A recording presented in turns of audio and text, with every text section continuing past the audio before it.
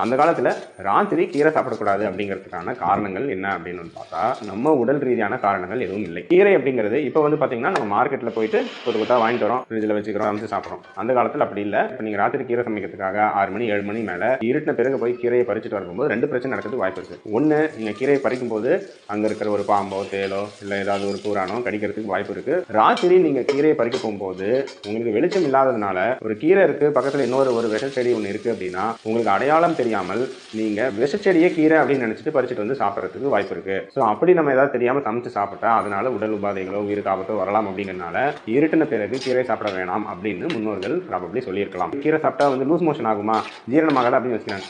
இருக்கிறதுலையே நாம ராத்திரி கல்யாணத்துக்கு போயிட்டு கண்டபடி சாப்பிட்றோம். பஜ்ஜி போண்டா கட்லெட்டு நல்ல பிரியாணி இதெல்லாம் விடவாங்க கீரை ஜீரணமாகாம இருக்க போது அதெல்லாம் ஒன்றும் கிடையாது. நாம இப்போ புதினா சட்னி சாப்பிட்றோம், கொத்தமல்லி சட்னி சாப்பிட்றோம், அதுவும் ஒரு வகையில் கீரைகள் தானே. அதை நம்ம இட்லி தோசைக்கு நைட் அரைச்சு சாப்பிட்டு தானே இருக்கோம். இதுல அறிவியல் பூர்வமான உண்மை எதுவுமே கிடையாது. நைட் வந்து ஒரு லைட்டான உணவு வேணும்னா கீரை ஒரு அருமையான உணவு, ராத்திரி தாராளமாக சாப்பிடலாம்.